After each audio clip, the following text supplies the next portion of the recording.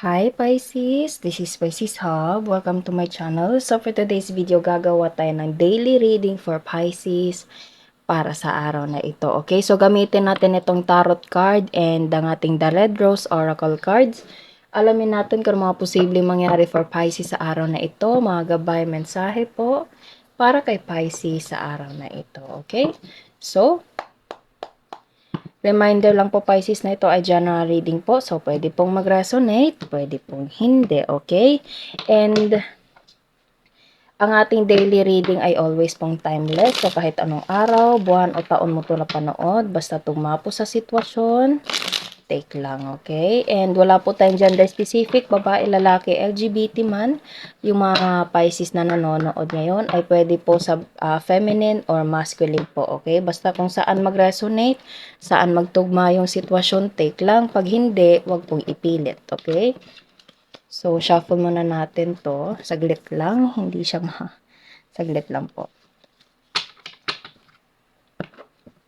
Shuffle muna natin to and kuha to ng mga cards para malaman natin kung ano mga posibleng mangyari for Pisces sa araw na ito.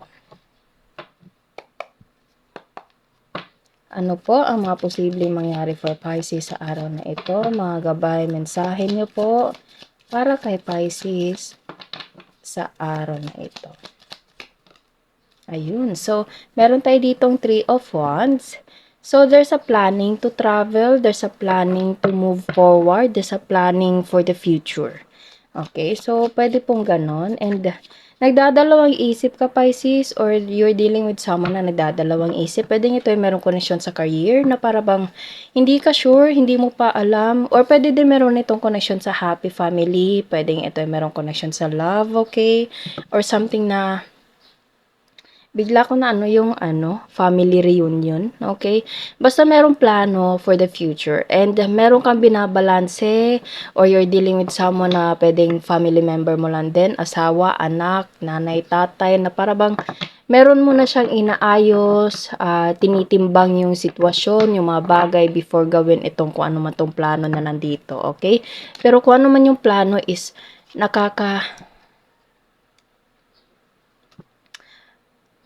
Okay. So, there's a consequence sa kung ano man yung pipiliin. Kasi after ng 2 of Pentacles na nandito, dalawang ironic cards yung nandito. Okay? Happiness and distraction. Masaya, nasira. Okay? So, kung ano man yung, it's either ikaw to Pisces, kung ano man yung pipiliin mo, choose wisely. Okay? And kung ano man yun, surrender everything to God. Na naway maging maayos, maging masaya, and maging, kumbaga, mag-favor sa side mo. Kung ano man yung sitwasyon, decision na gagawin mo, Pisces. Okay? Kumbaga, ikakabuti sa lahat. So, there is a planning na kumbaga hindi mo pa alam, hindi ka pa nakakapag-decide, and yung decision na iyon is merong malaking impact sa kung ano man yung kahihinat na nun. Okay? It's either magiging 10 of Cups or magiging the Tower po. Okay? So, it's still up to you, Pisces. Bottom of the deck is Knight of Wands. Everything will work out for your side, Pisces. Okay? I-surrender natin lahat sa ating Panginoon. Nanaway kung ano man yung sitwasyon na pipiliin, kung ano man yung decision na pipiliin, kung ano man yung mga bagay, choices na feeling mo yun yung nararapat sa'yo, naway maging maayos yung outcome nun, Pisces. Okay? Kasi meron tayo ditong Knight of Wands which is action, moving forward. Nakikita nyo, itong Knight of Wands na nandito is almost the same sa 3 of Wands na nandito. Kumbaga, ito, nagpaplano pa lang, hindi pa sigurado kung ano yung pipiliin, ganito, ganyan, and ito yung mga possible na outcome. Pero at the end of the day, gagawin mo. Okay? Ikaw pa rin yung pipili, Pisces. Choose wisely. And ito yung parang, ito na yung action na gagawin, Pisces. Ito na yun. Ito yung gagawin mo, kung ano man iyon. Okay? So, gamitin natin itong the Red Rose Oracle card. Ano po ang iba pang mensahe for Pisces regarding with this decision making right here? Paradise. Wow. happiness and joy, playfulness, enjoying each other, honeymoon phase. Okay, so pwede ito ay merong connection sa love or pwede ito ay merong connection sa traveling, sa vacation, okay? Oo. So, nararamdaman ko, napapansin ko, Pisces, na parang kung ano man tong, siguro hindi pa kayo nakakapagdesisyon kung saang tourist spot man yung gusto nyong puntahan, okay? Kumbaga, kung ano man yung pipiliin nyo, yun feel nyo dapat maging masaya yung outcome nun. Okay? Kumbaga, kunwari, pipili kayo, it's either Boracay or Palawan, sinisigurado nyo na dun nyo gusto magiging masaya kung alin sa dalawang yun yung pipiliin nyo. Okay? So, there's a parang masinsinang plano sa inyong dalawa and ang gusto niyo lang obviously sa lahat ng tao is magiging maayos, magiging masaya, magkakaroon ng paradise feeling ng action na ito. Okay? So, magiging maayos din lahat, Pisces. Magiging maganda. Magiging masaya kayo kung ano man itong decision making na ito. Okay? So, pwedeng ito ay merong, naririnig ko yung word na island hopping. I don't know why. So, pwedeng ito ay merong connection sa bakasyon. Especially bakasyon na. Okay? Almost malapit na palang magpasukan. So, pwedeng sinusulit nyo yung bakasyon ng mga bata ngayon, Pisces. Pwede pong ganun. Okay? So, basta merong plano and ito na yun, ito na yung parang action kung ano man yung decision na gagawin niyo dito. Okay? So, ano pa? Ano pa po ang message po for Pisces sa decision making na ito? Twin flames, yin and yang, and balance. Yes, nakikita nyo Pisces, balance. Ayan no, balance, yin and yang, union, duality, complement, polar opposites. Okay, so, yun nga, parang ibabalanse nyo dapat, balanse, okay? Kung ano man yung magiging outcome, just alam mo yun, surrender everything to God, Pisces. Pwede tayo merong connection sa love. Kung hindi man to parang bakasyon, pwede you're dealing with someone na parang it's either siya or ikaw yung magde-decision, Pisces. And kung ano man yung pipiliin, there's a consequences of it. It's either magiging happy or ganito. Pero at the end of the day, gagawin nyo pa rin. Okay? Gagawin pa rin kung ano man yung, meron pa rin pipiliing decision. And ito yun. Ito yung hinahangad na magiging outcome which is paradise and gagawin ito dahil it's your twin flame and you have to balance everything, okay? Kumbaga planuhin before mag take ng action, okay? So ano pa po, meron tayo ditong engagement ring, so pwedeng ito ay merong connection for having a longer commitment. So, pwedeng you're dealing with someone or ikaw, Pisces. Kung love man to, especially meron tayo ditong twin flame, this person is, it's either namimili siya or ikaw, Pisces, namimili ka kung gusto mo ba o hindi.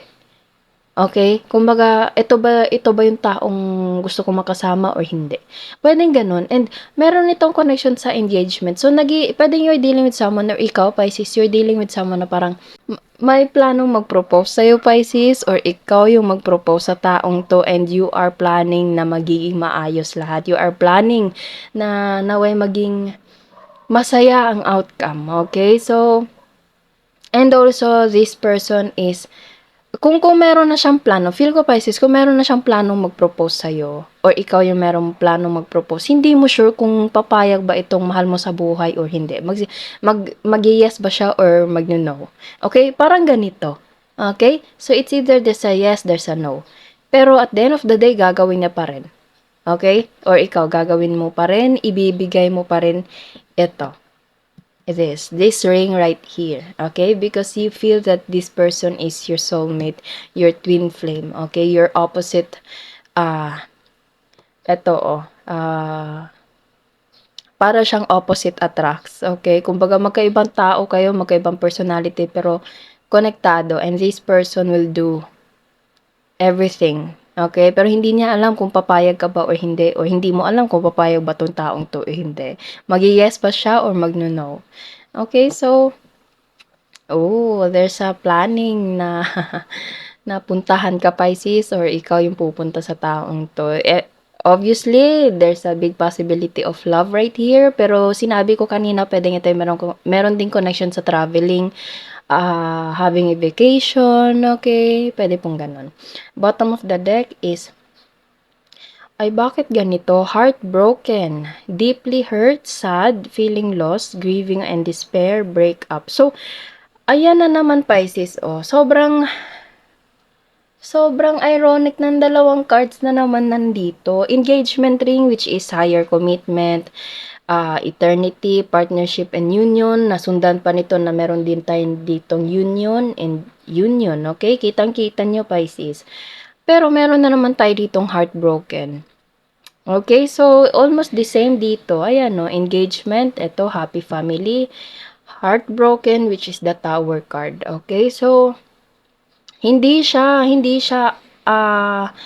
makikita talaga kung ano yung magiging outcome nito, pero at the end of the day, gagawin mo pa rin Pisces, or gagawin pa rin ng taong to. This person will take a risk for you, or you will take a risk for this person. Okay? So, malalaman kung ano yung magiging decision nun. Okay? Kung ano man yung magiging outcome nun.